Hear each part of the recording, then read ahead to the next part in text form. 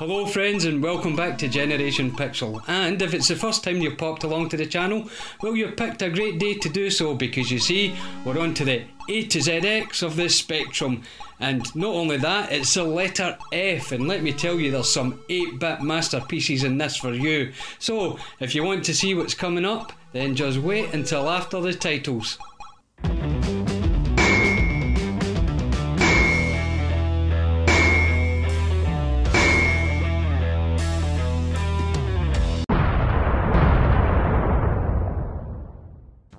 To start the letter F, I decided to go with something that everyone loved back in the day, and that was none other than the Flintstones. But if you're expecting to yabba dabba do after this game, well, you've got another thing coming. I have no idea what the developers were thinking at the time, other than let's make the most boring game we could possibly put together.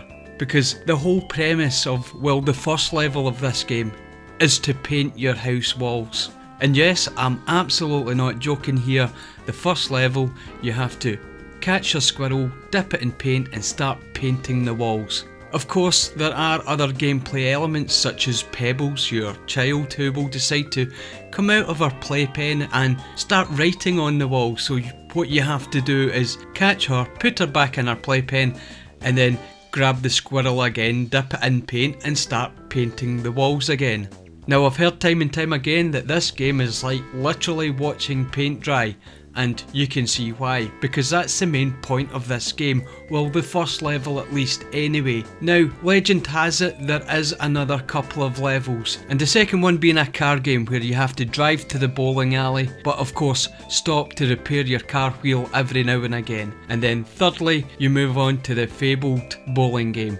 Now, if you think you've went through this tedium to get at least a decent bowling game, then think again, because the bowling aspect of this game is nothing less than shocking. So you've managed to force yourself through the chores of painting your house, driving to the bowling alley, and getting to spend your free time with Barney bowling. Does the torture end here? Well, no, there's a final level, because you get back home to find out Pebbles has escaped the house and is climbing up on the construction site, and it's a race between you and Barney to save Pebbles first. Now, I wish I could recommend this game, as people loved the Flintstones back in the day, but the only reason to play this game now, well, would be if you were a masochist. Or you had to do it for your YouTube channel, that is. As you're all now no doubt aware, you can't talk about any letter of the alphabet on the ZX Spectrum without talking about a platformer. And this one, well, it's kinda special.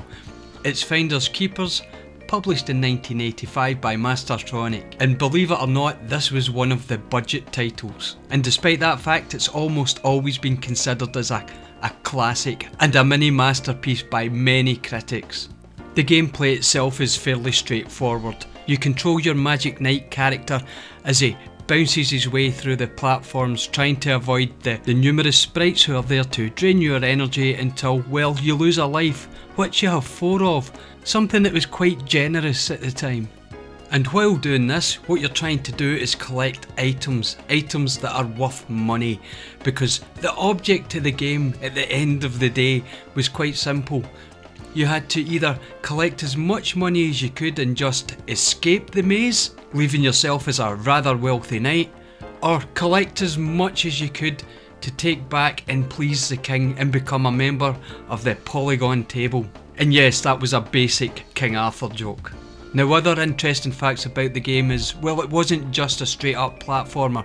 There were sections in the game where you went from the platforming style into like a regular maze, which served as a conduit between one level of the game and the next. And another interesting fact was the items that you collected, because you see, some of them you could combine into a better item, such as if you had a bar of lead and the Philosopher's Stone, well, you could turn it into gold, which was much more valuable. And lastly, well, it wasn't just one game. You see, this small budget title managed to spawn not just 1 but 3 other sequels, all collectively known as the Magic Knight games. And all this combined makes this game a must play and a must own for anyone interested in the ZX Spectrum era.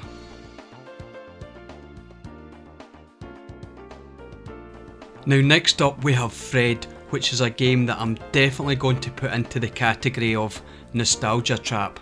Because casting my memory back to 1984 when I would have first played this game, all I have is fantastic memories of playing Fred and trying to collect all the wonderful items that are underneath the pyramid and then making my escape and becoming a world-renowned archaeologist.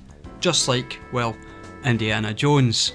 Now looking at the gameplay footage, it actually looks not too bad, especially for 1984. The character sprite of Fred as well, he's cartoonish but large and well defined. The enemy sprites such as the comical ghosts and the little hedgehogs and even on occasion the scorpions look exactly how you would want them to look. But the gameplay, however, well, it is frustrating. It is so frustrating that I don't think I will ever play this game again. Well, that is until the next time that I forget that I've played it recently and say, oh Fred, I loved Fred. Now the gameplay itself is fairly simple. You collect the items that are scattered about the maze, and it is a roguelike maze because each maze is different every time you boot up the game. And of course you have to avoid the enemy sprites. Now to do so you have two options. One is the jump. And let me tell you, the jump animation is awful, and the timing, well, you have to be absolutely spot on, because you don't jump and move, you jump straight up and come straight back down, which means you quite simply have to time the enemy movement and make the jump at the right time. Alternatively, you also have your gun, but you've got very limited ammo. You've only got 6 rounds, which is fair enough because it is a revolver after all. But whether or not you could actually hit any of the ghosts or later on mummies that were chasing you down, well, that was another thing altogether. I suppose at least one thing that it's got in its favour is it wasn't a one-hit kill game. Had it been, you probably wouldn't get up more than 1 or 2 levels. So thankfully it had a power bar that would work its way down, which at least gave you the opportunity to make your way through the maze and get out before you properly died and had a game over. So for Fred, quite simply, do not play this unless the nostalgia is strong with you. Next up, I thought I'd go with a game that was almost as frustrating as the Flintstones, but at least it was a game that I thoroughly enjoyed. Now anyone looking at the gameplay here will obviously see the similarity with Punch-Out. Now of course the Punch-Out arcade game had already been released before Frank Bruno's Boxing, but it hadn't quite made its way onto the 8-bit console, the NES at the time. So if you wanted to play Punch-Out at home, well, Frank Bruno's Boxing was the only way you could actually do that. And I'm not going to try and justify it in any way, shape or form. It is a complete Punch-Out clone. Everything from the overly stereotypical characters that you would have to fight to progress through, to the actual game mechanics, to become the champion in Frank Bruno's Boxing. But it was fun and it was fairly simple to play, but of course extremely hard to master, especially when you moved along the ranks and had to take on some opponents with, well, let's just call them unique skills. But one of the standout features of this game, especially at the time, was that it had a password save system. So if you did manage to grind your way through a few of the boxers, at least you could resume your boxing journey right where you left off with the password. Because I can only imagine the frustration we would feel if, after getting through 3 or 4 boxers, having to turn off the Spectrum and then start from the beginning again the very next time we played it. Well, I don't know about you, but I for one would have launched that cassette into the ocean.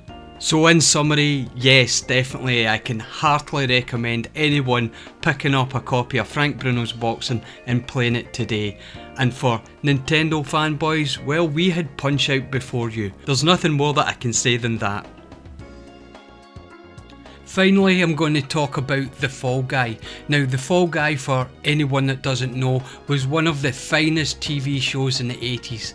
It was pure and utter American cheese, but we loved it so. It starred Lee Majors, yes, the $1 Million Man, as Colt Seavers, the stuntman who, on the side, was also a crime-busting bounty hunter. And when we heard that there was going to be a Fall Guy game, well, our minds blew at the possibility of all the action and excitement this game would deliver.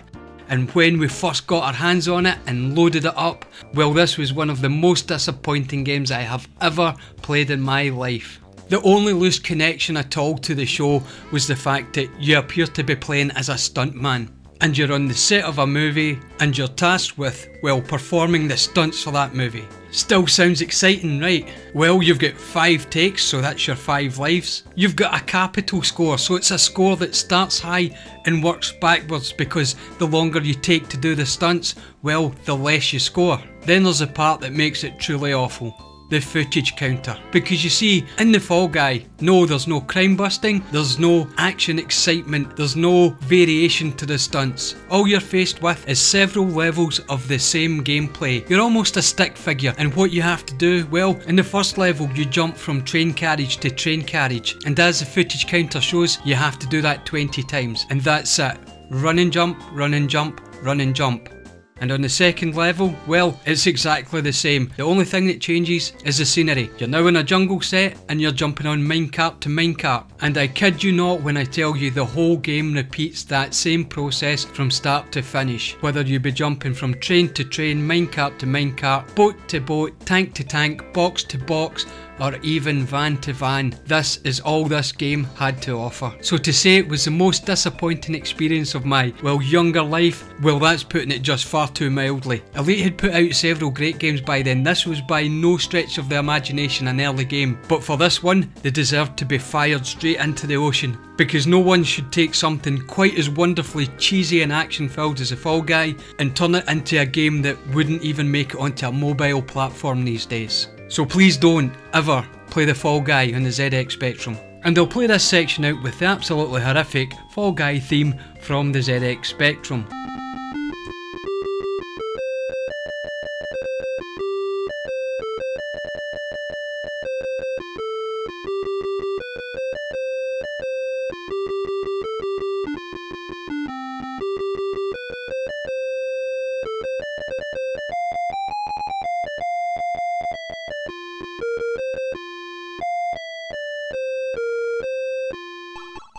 So there you go, friends, that's another episode of the A to Z of the ZX Spectrum, the letter F, and well, there were some masterpieces in there, and there were also, well, some absolute howlers as, well, I've displayed for you.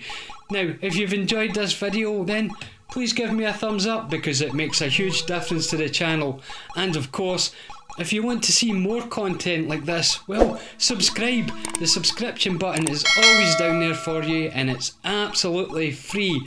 And until next time, well, you could watch some of this chap over here. This is Juliet India Mobile, and well, he would absolutely love a ZX Spectrum, but he's not getting mine, not even if he swaps it for his Neo Geo. Anyway, thank you again for watching, and until next time, as always, cheerio.